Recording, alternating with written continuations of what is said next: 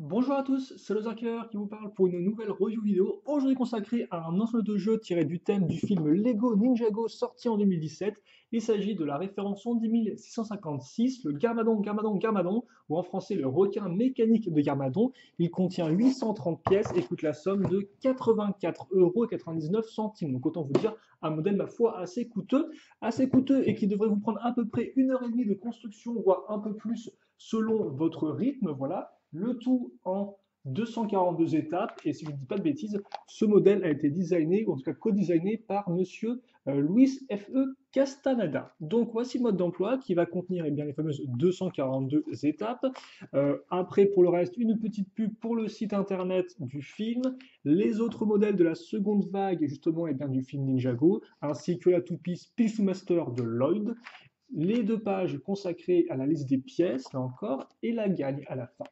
Le modèle contient en tout 6 figurines qu'on va bien évidemment voir toutes ensemble, enfin tous ensemble, voilà, en détail, dans la joie et la bonne humeur. Et donc on va peut-être commencer par notre seul et unique ninja présent dans ce set justement et bien pour défier l'armée des requins et défendre les citoyens. Il s'agira de Lloyd, comme vous pouvez le voir. Donc Lloyd, hein, on ne le présente plus. Vous pouviez déjà le trouver auparavant pour moins cher dans le Green Ninja Mech Dragon, encore dans le Garba Mekaman, ou après un peu plus cher dans le Destiny Bounty, ainsi que dans le Ninjago City. Voilà, donc pas grand chose de plus à en dire. C'est le Lloyd qu'on connaît et qu'on aime bien. Il a son arme, il a ses cagoules. Bref, rien à signer de plus. Là, on va arriver à la première des figurines exclusives à ce modèle-là. Il s'agit de Nancy. Donc Nancy, ma foi, eh bien, qu'on voit juste dans le film avec son appareil dentaire assez particulier. Elle a un joli petit t-shirt M-Tron, un M-Tron qui est un vieux thème de Lego, et elle a un hot dog. Elle a aussi une seconde expression faciale, mais ça on le verra après. Par contre, pas d'imprimé au niveau des jambes. Elle a des jambes tout à fait noires. Et puis voilà. Mais elle rend plutôt bien quand même, Nancy. On passe ensuite à Nomis, qui lui aussi est exclusif à ce set-là, même si, comme vous pouvez le voir, ce costume de hot dog ainsi que l'imprimé blanc et les jambes bleues, ce sont exactement les mêmes que le Hot Dog Man sorti en 2015 dans les sachets de figurines à collectionner, voilà, au hasard. Sauf que là, cette fois-ci, Nomis a une tête exclusive, donc je vais vous montrer ici, une tête doublement imprimée, là encore, on la verra un peu mieux après. C'est la seconde expression en tout cas. Et donc effectivement, je me suis dit, Nomis, c'est quand même bizarre comme prénom, et je me suis rendu compte qu'en fait, Nomis, c'était Simon à l'envers. Or, Simon, c'est le prénom de Simon Lucas, qui est le directeur de la conception du thème Ninjago, donc en clair, une personne super importante. Et je me demande si c'est pas effectivement une référence à lui, vu qu'en plus, il porte des lunettes dans la vraie vie. Donc je pense qu'ils ont peut-être ce Nomis, c'est peut-être une référence directe à Simon Lucas. Voilà. On passe maintenant à l'armée des requins avec Franck, donc c'est celui-ci. Alors Franck en fait a beau avoir un nom, c'est la seule chose d'exclusif qui lui appartient parce que tout le reste, on l'a déjà vu et effectivement cette figurine-là, c'est exactement la même figurine que le voyou de l'armée des requins qu'on pouvait avoir dans le set du Piranha Attack. Voilà. Toutefois, on pourra noter que c'est imprimé avec les manches sans manches justement, reste exclusif à 3 figurines uniquement, donc ça peut toujours être intéressant même si la figurine est bien voilà, ça s'appelle juste Franck, mais elle est identique à celle du Piranha Attack. On passe ensuite à Hammerhead. Alors Hammerhead, l'imprimé de son corps ainsi que son casque sont similaires au Hammerhead qu'on pouvait avoir dans le Fire Mech. Toutefois, la tête, quant à elle, c'est la même que celle que le personnage de Crossy dans le Lightning Jet ou que Mike dans le Quake Mech. Voilà. Donc en fait, entre guillemets, on a une tête différente, mais le reste, c'est le Hammerhead que vous pouvez déjà voir auparavant. Et d'ailleurs, justement, hein, ça c'était justement notre personnage de Mike dans le Quake Mech, donc vous pouvez reconnaître la même tête. Et enfin, bien évidemment, il n'y a pas Lloyd sans Garmadon, vous aurez à nouveau Garmadon, Garmadon que vous pouvez déjà trouver au passage dans le Green Ninja Mech Dragon, mais avec une pièce de tissu en plus, dans le Garamekaman ou encore dans le Garmadon's Volcano Lair. Donc autant vous dire, vous pouvez là aussi le trouver dans pas mal de ces différents, mais c'est toujours plaisir à voir, vu qu'en plus là c'est sa tenue de ville, pas sa tenue de jungle, donc nouveau casque, nouvelle pièce de double paire de bras, donc voilà, belle figurine. Et d'ailleurs il vient avec 4 katanas, mais on verra un peu qu'ils sont rangés en fait dans son véhicule, donc ça on le verra juste après. Et voici l'arrière de vos figurines. Donc je rappelle que celle-ci n'est pas incluse dans le set, hein, c'est juste je vous la montrer pour vous montrer la tête, mais elle n'est pas incluse dans le set celle-ci. Et donc maintenant justement on va pouvoir vous montrer la seconde expression de nos citoyens, comme ceci, et idem pour Nancy, comme ça. Donc là, il est un peu plus impressionné, et vous avez aussi Lloyd qui a une seconde expression faciale. Voilà donc pour toutes ces petites figurines, j'espère avoir été assez clair, même si un peu long. Et nous allons maintenant passer à la première construction du set, qui n'est pas le requin mécanique justement, mais qui est eh bien, le petit stand de hot dog. Donc je vais juste ajuster la caméra comme ceci. On ne va pas vraiment faire de zoom ni rien. Je vais juste voilà, vous montrer rapidement comme ça. Alors attendez, juste, on va peut-être... Voilà, là on n'est pas trop mal je pense. Donc voici le stand de hot dog qui en termes de dimension fait 8 cm de large, 4 de profondeur et 8,5 de hauteur. Vous noterez le petit guidon ici pour le pousser, les petits trous qui sont vraiment fonctionnels. Forcément la forme de hot dog à ce niveau-là qui est assez bien rendue, hein, donc le hot dog noodle ou le hot noodle dog, je ne sais pas comment dans quel ordre on est censé prononcer ça. La petite lumière ici, et bien sûr les condiments avec moutarde et ketchup, ainsi que le petit hot dog ici. Et comme vous pouvez le voir, sur les côtés, vous avez aussi des petits tiroirs. Des tiroirs que vous pouvez donc ouvrir et qui révèlent eh bien, la présence d'un second hot dog à l'intérieur que vous pouvez eh bien, assembler si vous le souhaitez.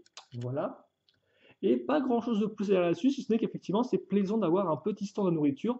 C'est un peu unique en son genre là encore, parce que c'est vrai qu'auparavant on avait juste une sorte de stand dans le Ninjago City Chase, mais c'était un stand fixe. Or, c'est vrai que dans le film, on se rend compte qu'ils ont fait beaucoup de petits stands comme ça, mobiles, et donc c'est plaisant d'en avoir enfin un en briques véritables, en vraie briques plastique, voilà. Et donc, eh bien, je trouve qu'il est plutôt bien fait, voilà. Il est tout à fait bien fait, il est assez jouable, et il vous permettra donc d'améliorer un peu, d'avoir des scènes de jeu un peu plus complexes et aussi eh bien, de rendre votre ville Ninjago un peu plus vivante si vous avez fait une ville Ninjago tirée du film. Voire même effectivement de la série animée, hein, ça passe aussi. Et même, j'ai envie de dire, pour ceux qui ne sont pas spécialement dans le délire Ninjago, ça reste un chouette stand qui peut facilement s'adapter à n'importe quel type de ville Lego City. Voilà. Donc honnêtement, très cool ce petit stand. Rien de plus à ajouter dessus. Et forcément, maintenant, on va passer eh bien, à la bête en elle-même, hein, à savoir le requin, justement, le fameux requin mécanique avec lequel Gavadon attaque la première fois la ville dans le film, avant ensuite eh bien, de passer à son Garma Mekaman, justement. Mais avant ça, eh bien, justement, il a ce fameux requin mécanique qu'on a maintenant eh bien, enfin en 7. Et donc, qu'est-ce qu'il y a à dire dessus? Alors, je vais peut-être déjà effectivement rapprocher ça ici. Alors, il faut savoir qu'en termes de construction, pour notre requin mécanique, ça va être plutôt simple. C'est-à-dire que toute la partie du corps va être faite à partir de bonnes grosses briques, donc on ne comprendra pas trop ce qui se passe. Il y aura juste deux espaces creusés à l'intérieur, ici et là, on reviendra dessus après, mais pour tout le reste, ce sera vraiment de la grosse brique et surtout beaucoup, beaucoup, beaucoup de pièces avec des tenons en façade. Des tenons en façade qui vont eh bien, nous permettre d'accrocher toutes les petites parties ici, mais surtout les deux ailerons, donc celui à ce niveau-là et celui à l'arrière. Et donc justement, ces ailerons, ce qui est assez intéressant, eh bien, c'est qu'ils sont faits avec un assemblage de plaques, aussi bien à l'avant que à l'arrière. Donc ça fait qu'on a un aileron qui est très très propre et aussi très symétrique. Et une fois qu'on les a accrochés comme ça sur les pièces avec tenons de côté, eh bien, on les maintient en place avec cette petite pièce-là de lumière. Donc on clip ici et c'est pareil de ce côté-là. Comme vous pouvez le voir, on a l'assemblage de plaques ici et là. Donc excusez-moi, je suis un peu parti sur le côté. Et on raccroche le tout avec ces petites pièces comme ceci. Les petites pièces de réacteur à ce niveau-là. Voilà. Et après, pour le reste, eh bien, on va compléter les côtés avec, par exemple, les petites bonbonnes ici, ou encore ces sortes un peu de branchies à ce niveau-là, avec des petites plaques comme ça. Vous pourrez aussi noter, bien évidemment, l'usage de bonnes grosses plaques courbées, pentues à l'avant et à l'arrière, qui permettront vraiment de donner une forme propre et élégante au requin, et surtout une forme qui est crédible, quoi, voilà. Et bien évidemment, on pourra finir cette présentation de la partie principale du corps avec la tête, comme vous pouvez le voir, qui rend vraiment très bien un œil demi-sphère, et la bouche qui peut justement s'ouvrir grâce à un mécanisme, comme vous êtes la petite remontée ici, on va la pousser en arrière et hop là, on va en même temps pousser une barre vers l'arrière et ainsi ouvrir la bouche qui est liée souvent à cette barre-là, comme vous pouvez le voir ici. Et donc vous pouvez mettre une figurine à l'intérieur et la maintenir en place. Par exemple, notre monsieur hot dog qui fait une excellente petite saucisse cocktail, et bien voilà, comme ceci. Et justement, je disais qu'on allait finir avec la tête, pas vraiment, car comme j'ai dit, il y a deux espaces creusés à l'avant et à l'arrière pour mettre des figurines. À l'avant, c'est la place de pilote, donc on mettra Garmadon. on mettra ça avec la petite partie ici. Donc la petite valve d'ailleurs qui rend plutôt bien. Donc je fais des montages. D'ailleurs, vous noterez la présence de pièces avec rainure qui permettent d'enlever et de remettre ça facilement. Voilà. Et à l'arrière, ce sera la position de l'artilleur avec la petite bulle. Et donc on mettra ça ici, comme ceci. Encore. Et donc là, la partie supérieure est faite. Et maintenant, justement, on va arriver à la partie inférieure avec les pattes qui sont assez intéressantes. Et là, justement, eh bien, on passe à du tout technique. Alors, on pourra noter qu'effectivement, en termes d'articulation pour les pattes, il y en a deux. Il y en a une grosse à ce niveau-là, donc pour faire comme ceci. Et vous en avez une autre ici, donc pour lever ou baisser les griffes. Et d'ailleurs, vous noterez que les griffes, eh bien, voilà, font comme ça, peuvent s'ajuster, enfin ne s'ajustent pas vraiment justement, mais sont loose, ce qui fait qu'elles vont s'adapter à la forme du sol qu'il y a en dessous. Et donc justement, ça veut dire que, certes, on a quand même à faire un peu une grosse brique, mais on pourra quand même un peu articuler notre requin. Donc je vais justement vous montrer quelques petites poses qu'on peut faire avec rapidement. Donc je vais juste vérifier que je suis bien comme il faut. Voilà. Donc par exemple, vous pouvez mettre les deux en arrière. Voilà, et donc le requin reste stable, ou encore alors à l'avant, histoire d'être bien menaçant. Donc comme port, ça tient vraiment bien. Hein. On va mettre ça vraiment ici. Voilà. Ou comme ça. Et donc là, effectivement, il vaut mieux pas raconter qu'il renifle le sol, mais bon. Et ça tient toujours très bien. Ou vous pouvez, je t'en faire aussi un petit mix des deux. Donc par exemple, on met ça ici, et on met ça à l'arrière. Et là, comme vous pouvez voir, ça risque de bloquer, donc on relève cette partie ici, et ainsi, on peut, donc voilà, j'ai quand même un peu mieux ajusté mon truc, on peut faire ça. Alors par contre, là, je pense qu'il faut que je... Voilà, vous pouvez faire ce genre de pause, et ça, alors là, ça ne tient pas forcément, vu que je le montre en vidéo, mais vous pouvez l'en faire tenir, honnêtement. Il faudra juste un peu ajuster, et vous pouvez faire que le requin marche ou non. Voilà, par exemple comme ceci. Donc, c'est pas le truc le plus simple, mais il reste stable tout de même dans cette pose-là. Voilà. On va le remettre en mode normal, et on va finir donc de présenter cette partie à très technique. D'ailleurs, que vous pouvez retirer très facilement. Hein. Si vous n'avez pas les pattes, vous pouvez tout retirer et vous n'aurez qu'un requin. Et donc justement, avant de finir là-dessus, on a un petit lance-missile à ce niveau, donc qui se lance avec une gâchette, qui lance assez fort, une petite turbine ici, et on va couvrir le tout avec les nageoires sur les côtés. Et comme vous pouvez le voir, à ce niveau-là, on se rend compte qu'il y a en fait les katanas qui sont rangés à l'intérieur. Et donc c'est pareil de l'autre côté, donc pour un total de 4 katanas. On met ça ici, et notre requin est terminé. Et donc moi justement, je vais me permettre de le mettre sur une petite plaque tournante, comme ceci. On va le centrer, et je vais le faire tourner pour que vous puissiez voir justement un peu à quoi il ressemble terminé et sous différents angles. Normalement, c'est amplement suffisant. Donc justement, en termes de dimension, notre robot requin fait 7 à 24 et plus centimètres de large. Alors 7 cm, c'est pour la dimension de là à là, et 24, c'est de là à là. Hein, voilà, en termes de largeur, pour ceux qui se demanderaient. 38,5 cm de long, donc ce n'est pas rien, et 25 cm de hauteur. Donc on a quand même affaire à un large bestiau, hein, voilà, on peut le dire. Et justement, s'il vous faut une comparaison de taille par rapport à une figurine traditionnelle, la voici. Donc comme vous pouvez le voir, on a vraiment un véhicule qui est imposant par rapport à une taille de figurine, et donc voilà, qui peut ouvrir la bouche. Et donc voilà pour la présentation de ce modèle. Donc maintenant, je vais quand même mettre Garmadon et son artilleur dans le véhicule, et je vais vous faire un petit bilan. Est-ce que moi j'aime ou pas ce modèle-là? Est-ce que je peux vous le conseiller ou pas? Donc autant de points que nous allons voir ensemble. Juste le temps de mettre tout ça en place. Voilà. Et donc justement, moi je trouve que c'est un bon modèle, ça je ne vais pas dire le contraire, et donc justement, à commencer par la sélection de figurines que je trouve plutôt bonne. Alors certes, c'est vrai que à nouveau avoir Garmadon et Lloyd, ça peut être un peu répétitif, vu que les deux, et bien souvent, vous les trouvez dans les mêmes sets. Donc c'est vrai que pour ceux qui ont déjà ça, hélas, il n'y aura pas vraiment ce côté de nouveauté, même si là encore, le fait d'avoir les deux ensemble est assez intéressant d'un point de vue de l'histoire, hein, pour recréer les scènes forcément du film. Alors par contre, on peut le laisser debout, justement, on peut l'accrocher comme ça.